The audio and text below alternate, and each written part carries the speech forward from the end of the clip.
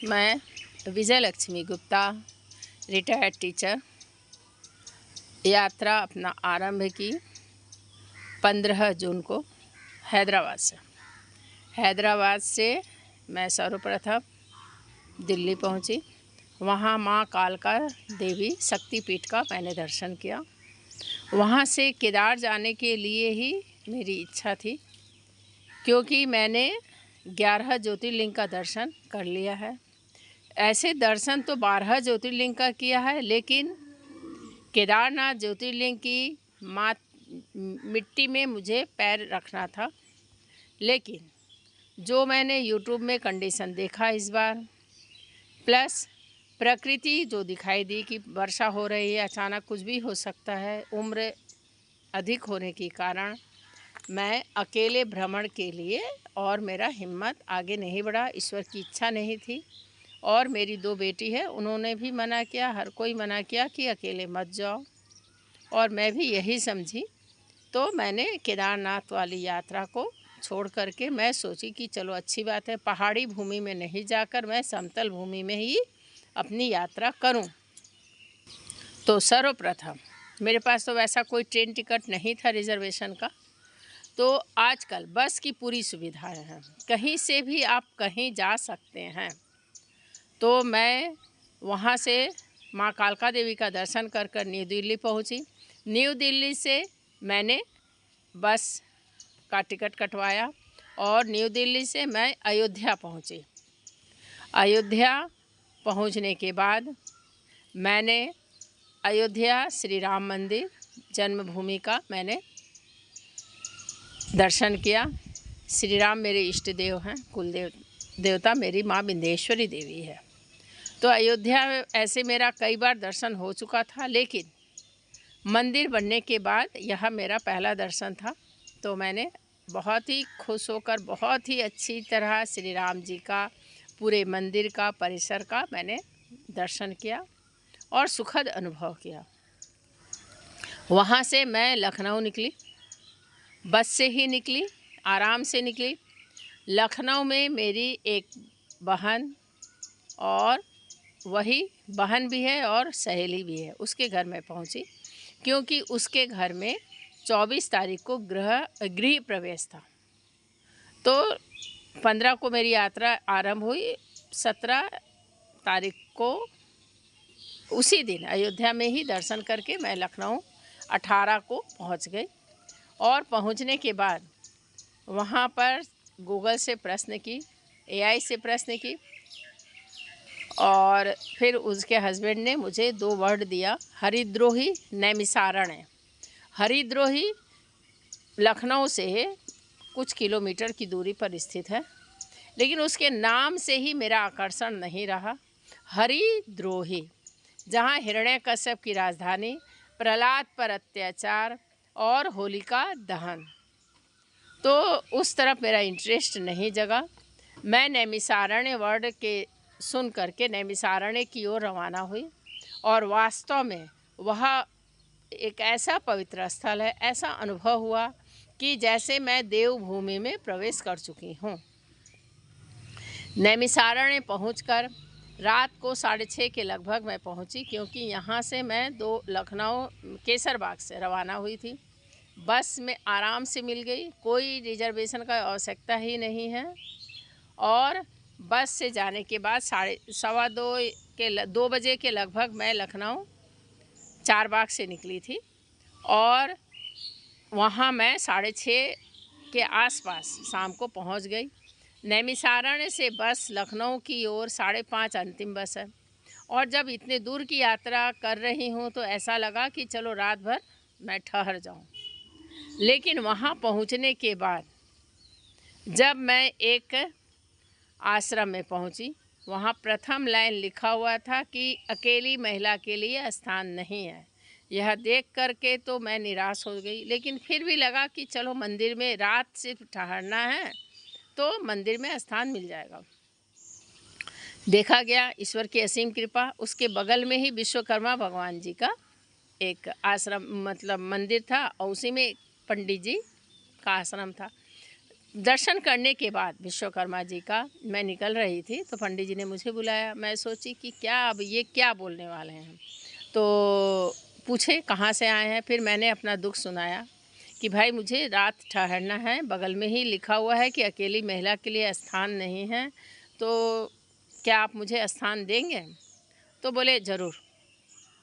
ये ईश्वर की असीम कृपा कि भोजन पक रहा था तो बोले क्या आप खाएंगी। हम बोले जी हाँ, मेरा लिए 2 रोटी बनवा दीजिएगा। तो उनकी पत्नी ने रोटी बनाया। मैं वहाँ से बहुत खुश हुई। फिर भी मन में तो थोड़ा लेडीज़ महिला होने के कारण कुछ तो डर का अनुभव ज़रूर होता है।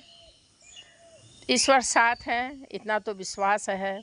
जब कल अच्छा था, आज अच्छा है, तो आगे फ्यूचर में भी अच्छा होगा। इसी विश्वास से मैंने हाँ किया। उसके बाद मैं वहीं पर जहाँ शक्तिपीठ माँ पार्वती का हृदय गिरा था, ललिता देवी सिद्धपीठ शक्तिपीठ का मैंने दर्शन किया।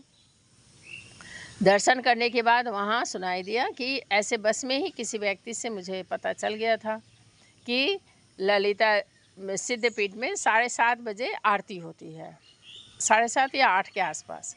तो मैं सोची चलो पहुँच चुकी हूँ तो 8 बजे वाले आरती देखूँगी। लेकिन देखा गया कि बहुत ज़्यादा भीड़ हो जाता है, जिसकी वजह से कुछ लोगों को ही अंदर में प्रवेश करने दिया गया।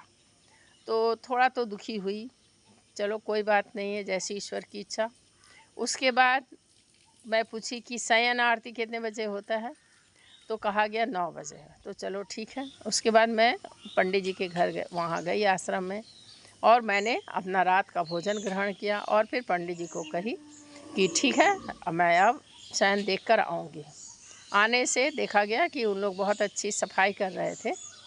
तो प्रणाम करके माँ ललिता देवी को मैं बाहर निकली तो देखती हूँ कि एक महिला किसी व्यक्ति से कुछ बोल रही है। तो मैं सोची, उस महिला से बात की कि भाई क्या बात है। तो क्योंकि मैं वहाँ पर बहुत देर पहले पहुँच चुकी थी तो कुछ आइडिया तो मेरा हो ही चुका था।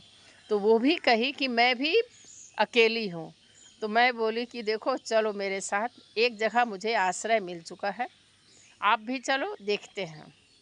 ईश्वर की कृपा से वो पंडित जी उसको भी आश्रम दिए, मैं स्थान दिए। और फिर वो भूखी थी तो मैं जब अपना भोजन कर रही थी तो ऐसा हुआ कि उसी वक्त मैं देखी थी कि कुछ भोजन बचा हुआ है। तो मैं पंडिताइन को बोली कि ये भी भूखी है, क्या खाना है। तो बोली हाँ, अभी तो हम खाए नहीं है लेकिन है।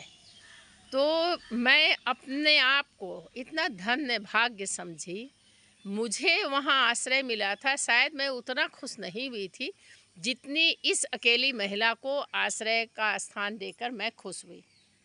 उसके बाद हम लोग दोनों एक साथ ही नेक्स्ट डे, दूसरे दिन पूरा नैमिषारण्य का यात्रा किया। तो नैमिषारण्य की यात्रा में वहाँ 4 धाम यात्रा है। तो 4 धाम यात्रा, दधीची मुनि का आश्रम, वेद व्यास, नैमिषारण्य में मेन श्रीमद् भागवत गीता जहाँ पर सुखदेव जी का, उसका भी मैंने भ्रमण किया। और वहीं पर पूरी यात्रा करने के बाद वहाँ पर ऑटो आराम से मिल गया, 300 रुपये में पूरा यात्रा करवाया 4 धाम और अंदर वाला ललिता देवी का मंदिर, चक्र तीर्थ, गोमती नदी। सर्वप्रथम गोमती नदी में स्नान करने के बाद चक्र तीर्थ में स्नान की। बहुत ही सुखद अनुभव। ऐसा लगता है कि शायद यहाँ पर मतलब हमेशा आए तो बहुत ज़्यादा ही अच्छा होगा। ईश्वर की बुलावा आएगी तो फिर मैं जाऊँगी। वहाँ से ललिता देवी का दर्शन की, सिद्धपीठ का, और फिर 4 धाम यात्रा के लिए वहीं से निकल गई उसी ऑटो में। बहुत ही अच्छी तरह यात्रा करने के बाद हम लोग फिर अपने घर की ओर रवाना दिए और लखनऊ के वो केसर बाग तक फिर बस मिली और बस में आराम से वापस लौट आए। लौटने के बाद गृह प्रवेश में भी शामिल हुई। थोड़ा सा तबीयत बिगड़ गया था क्योंकि वहाँ गर्मी बहुत तेज़ थी और ऐसा अनुभव हुआ क्योंकि बरसात में मैं निकल चुकी हूँ, ठंड में भी मैं निकल चुकी थी, दोनों का अनुभव था, लेकिन गर्मी का अनुभव नहीं था। तो ऐसा अनुभव हुआ कि अब मैं कभी भी गर्मी में अपनी यात्रा नहीं करूँगी। बरसात में करूँगी, सिंथेटिक ड्रेस लूँगी, वस्त्र भीगेंगे और सूखेंगे आराम से, कोई समस्या नहीं होगी। ठंड में भी नहीं कर पाऊँगी क्योंकि ठंड के लिए बहुत सारा वस्त्र लेना पड़ता है, लगेज भारी हो जाएगा। तो कहीं भी तीर्थ यात्रा में जल को हम लोग प्रधानता देते हैं, जिसकी वजह से लगेज थोड़ा ज़्यादा ही भारी हो जाता है, तो फिर उठाना बहुत मुश्किल हो जाता है। तो इस तरह से मैंने अपना निर्णय लिया है कि अगली यात्रा मैं बरसात में ही करूँगी, यदि करना हो तो। उसके बाद वहाँ से नैमिषारण्य यात्रा करके लखनऊ में गृह प्रवेश में सत्यनारायण भगवान का कथा में शामिल होने के बाद दूसरे दिन मैं वहाँ से माँ विंध्येश्वरी देवी विंध्याचल के लिए रवाना हुई।